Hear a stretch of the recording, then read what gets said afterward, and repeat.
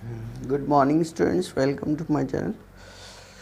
आज 10th class के लिए प्रोबेबिलिटी पढ़ रहे थे, एग्जाम्पल नंबर 10। हालांकि ये एग्जाम्पल 10 और 11 जो है एग्जामिनेशन पॉइंट ऑफ व्यू से नहीं है, इसमें स्टार लगा हुआ है।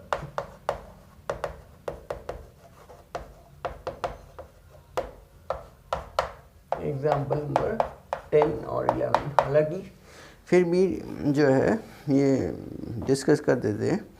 इन a musical chair game the person playing the music has been advised to stop playing the music at any time within 2 minutes after he starts playing. What is the probability that the music will stop within the first half minute after starting? तो कहता है कि एक musical chair programme है, उसमें एक व्यक्ति music बजाता है और उसको बोला गया कि जब वो म्यूज़िक स्टार्ट करे तो 2 मिनट के अंदर अंदर बंद कर दे। अब वो कह रहा है क्या प्रोबेबिलिटी है कि पहले आधे मिनट में ही वो बंद कर दे म्यूज़िक। तो अगर आधे आधे की उसमें डिवाइड करो उसको, तो 2 मिनट को ये 0 मिनट हो गए, यहाँ समझो 2 मिनट का टाइम, तो हम कितने उसमें डिवाइड कर सकते हैं? ये 1 मिनट हुआ। अब 1 मिनट को आधे मिनट के इसमें डिवाइड करें, ये आधा मिनट, ये 1.5 मिनट। तो एक पोर्शन हो गया, ये एक पोर्शन, ये 2 पोर्शन, ये 3 और ये 4 हाफ मिनट के 4 पोर्शन हो गए 2 मिनट तक। तो हमारे जो टोटल वो है वो आउटकम हो गए 4, और उसमें से फर्स्ट हाफ में ये 1 हो गया, तो ये हो जाएगा 1/4। तो इस तरह से है ये करना। और चाहे तो इसको इन्होंने वैसे कर रखा है कि हाफ मिनट में, और इसको 2 मिनट को 2 में ले लिया, तो हाफ और बाय, उससे ज़्यादा आप कंफ्यूज हो जाओगे। तो इससे आसान तरीका ये है कि हाफ मिनट की हमने 2 मिनट को हमने हाफ मिनट के पोर्शन में डिवाइड कर दिया, वो हमारे टोटल 4 पोर्शन आ गए ऐसे, हाफ मिनट, 1 मिनट, 1.5 मिनट और 2 मिनट। और उसमें से जो है एक हमारा जो है फेवरेबल आउटकम है कि पहले ही हाफ में वो म्यूज़िक बंद हो जाए। ऐसे नेक्स्ट एग्जांपल है 11। इसमें भी जो है एग्जामिनेशन पॉइंट ऑफ व्यू से नहीं आई है, लेकिन समझने के लिए a music sing helicopter is reported to have crashed somewhere in the rectangular figure. यहाँ इस फिगर में ये एक रेक्टेंगुलर फिगर है, इसकी पूरी लेंथ है 9 और 4.5 इसकी ब्रेड्थ है। अब इसमें एक लेक है जो ये 6 बचा, तो ये बचा 3 मीटर इसकी लेंथ है, और ब्रेड्थ होगी ये 4.5 में से 2 माइनस करेंगे तो 2.5।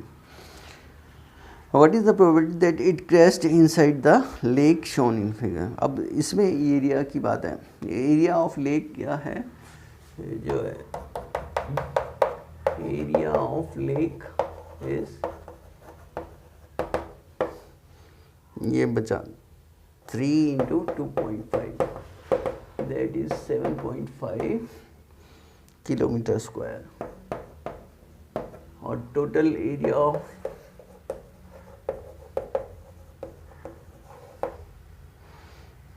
रेक्टेंगल ये हो जाएगा 9 × 4.5 किलोमीटर स्क्वायर, यानी कि 9 चौक 36, 40.5। हालांकि वैसे 9 पंजे 45, 5 1 किलोमीटर स्क्वायर। तो probability that helicopter crashed inside the lake.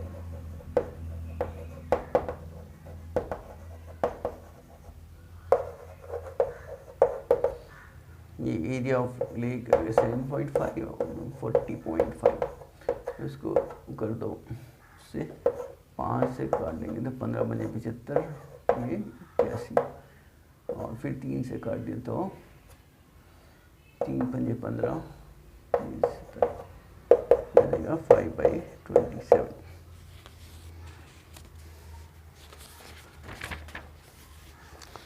Next example है a cartoon consist of 100 shirt. A carton जो जैसे बॉक्स है गत्ते का उसको कहते हैं carton of 100 shirts of which 88 are good, 8 have minor defects and 4 have major defects। 100 shirts हैं एक कार्टन में जिसमें 88 जो है बिल्कुल सही हैं, 8 में छोटा मोटा डिफेक्ट है और 4 में बड़ा डिफेक्ट है।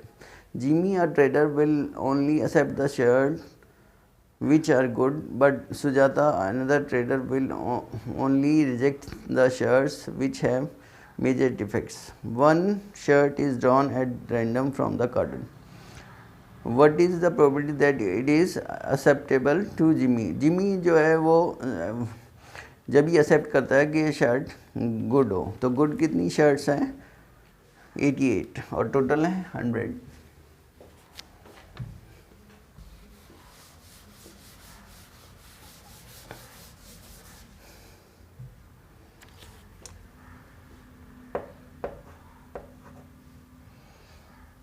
probability shirt acceptable to Jimmy।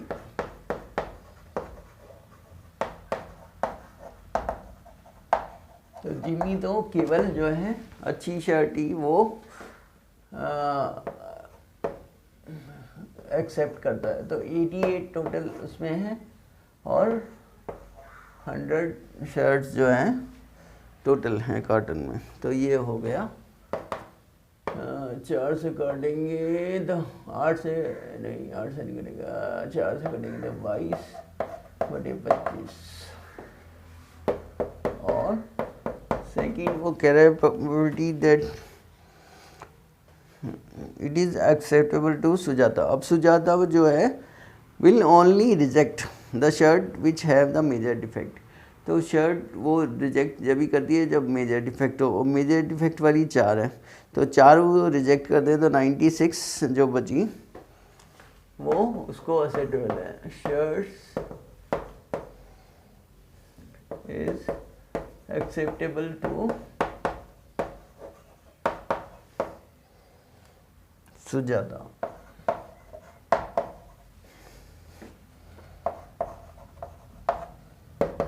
तो 96/100।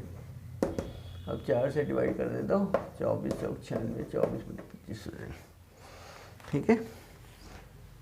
Example number 13। अब 2 dice, 1 blue and 1 gray are thrown at the same time। Write down all the possible outcomes। Write the possibility that the sum of 2 numbers appearing on the top of the dice is 8, 13 और 11। ये भी बहुत important question है 2 dice का। अब 2 dice एक में dice में आते हैं total outcome in when 1 die, single को डाई बोलते हैं और प्लूरल में dice is thrown equal to 1 2 4 5 6। तो टोटल ये हो गए, टोटल हो जाएंगे 6। यहाँ ये लिखना था इसको ऐसे, हालांकि मैंने बताने के लिए कि भाई 1 2 3 4 ये 6 टोटल आउटकम की बात करें तो टोटल आउटकम 6, इसमें 1 आता है, 2 3 4 5 6, ये कुछ भी आ सकता है। ठीक है। तो ये अब मैंने आपको बताया था कि अगर 2 डाइस उछालें तो अब 6, 1 डाइस उछालते हैं तो 6 आउटकम आते हैं। तो 2 डाइस मतलब ये 2 उसकी पावर में लगा देंगे जितनी डाइस उछालेंगे। तो 6 × 6 = 36। ये हो जाएंगे total outcome when 2 dice are thrown. अब ये सारे के सारे आउटकम लिखने हैं, यहाँ पे लिखते हैं, अलग से जगह कम है थोड़ा ध्यान से। हालांकि क्या क्या आ सकते हैं यहाँ भी लिख सकते। चलो पहली डाई में 1 आएगा, तो दूसरी में भी 1 ऐसे। फिर 1 पहली डाई में हम 1 ही रख रहे, तो दूसरी डाई में 1 से लेकर 6 तक कुछ भी आ सकता है।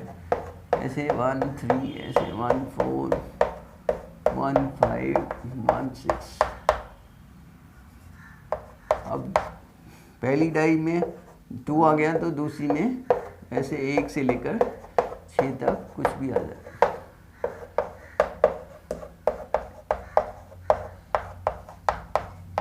इस तरह पहली डाई में 1 2 3 ऐसे चलता जाएगा, और दूसरी में ऐसे ही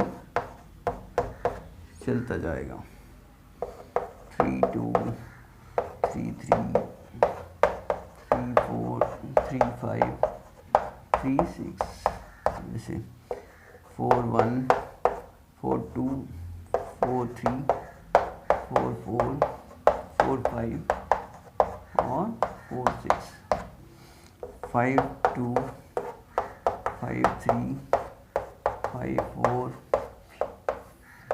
5 5 और 5 6, ऐसे 6 2 6 3 6 4 6 5 और 6 6, ये टोटल आउटकम आएंगे। अब वो पूछ रहे हैं कि what is the probability that the sum of the 2 dice number appear on the top is 8। Sum is 8। हालांकि ये अगर हमें थोड़ा आइडिया हो तो हम वैसे भी लिख सकते हैं, एक ऑर्डर में हम लिखना शुरू करें। तो पहले नंबर अगर पहली डाई में 1 लिखें तो दूसरी में 6 भी आ जाए, तो 1 और 6 मिलाकर 7 आ सकते। तो कम से कम हमारे पहली डाई में 2 आना चाहिए, और 2 और 6 मिला के 8 होता है। तो पहली पॉसिबिलिटी तो ये होगी 2 और 6, ठीक है। हालांकि इसके रिवर्स भी ले सकते हैं, 6 और 2 मिला के जो है हम ऐसे लिख सकते हैं, लेकिन हम चलो इसी को इस ऑर्डर में लिख देते हैं। पहली डाई में 2, फिर दूसरे में 6, फिर इसको उल्टा कर दिया 6 और 2। अब पहली डाई में 3 लिखा, और 3 और 5 मिला के 8 होता है। तो और उसका उल्टा ये तो हम ये लिख देते हैं फेवरेबल आउटकम।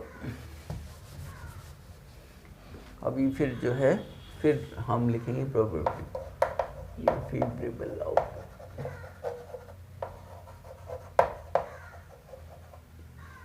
3 5 और 5 3 होगा। फिर जो है फिर 4 आया, देखो 4 आया और 4 4। अब इसमें 5 आएगा और 3, अब 5 3 हमने लिख दिया पहले, 3 5 भी लिख दिया, और 5 3 भी, और 6 2 भी लिख दिया। तो टोटल नंबर ये होंगे 8 हमारा ऐसे ऐसे आ सकता है, और कोई पॉसिबिलिटी नहीं है कि 8 आ जाए। तो probability of some is 8। Total favourable outcome 1 2 3 4 5, और टोटल आउटकम्स हैं हमारे 36। तो ये 5/36 हो गया इसकी ये। तो फिर है ऐसी 13, ऐसे इसमें भी फेवरेबल आउटकम लिख लेते पहले।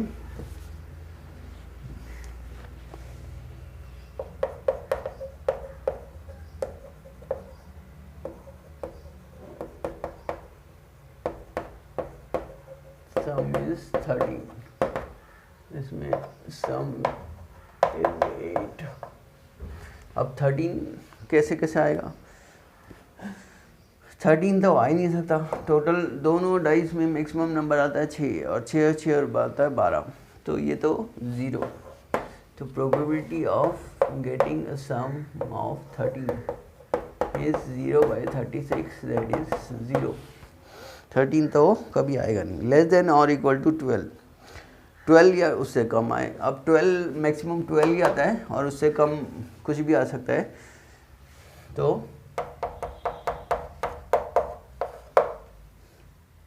सारे के सारे हो जाएंगे।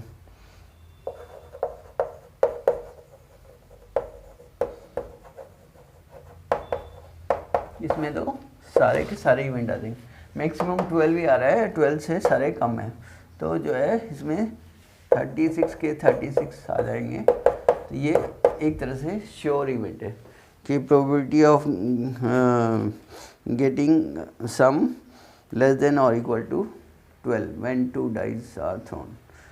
तो ठीक है, ये श्योर इवेंट का भी एक एग्जांपल है। अब इसमें हालांकि 15.1 एक ही एक्सरसाइज है, ऐसे करेंगे। अपने आप से कुछ फिलिंग द ब्लैंक्स वगैरह डिस्कस कर लेते हैं। फर्स्ट है complete the following statement, probability of an event E plus probability of event not E. तो ये हमेशा 1 होता है, जैसे बताया था आपको। तो सभी इवेंट्स का सम मिलाकर 1 हो जाएगा प्रोबेबिलिटी उसकी। The probability of an event that can not happen is, उसकी प्रोबेबिलिटी हमेशा 0 होती है। Such an event is called impossible event. The probability of an event that is certain to happen is 1. Such an event is called sure or certain event. The sum of all the possibility of all elementary events of an experiment is 1. The probability of an event is greater than or equal to 0 and less than or equal to 1. ये जो है, जो पहले हमने discuss कर लिए, ये सब आप कर सकते हैं, इसको खुद से ट्राई करिए। अब जो है आगे हम स्पेसिफिक क्वेश्चन कुछ इसके करेंगे, कुछ एक्सरसाइज में से और कुछ जो है आर.डी. शर्मा से। एक ही तरह के, जैसे कॉइन के तो कॉइन के हैं, और जो हैं अगर कार्ड्स वाले तो कार्ड्स वाले। ठीक है, thank you for watching the video.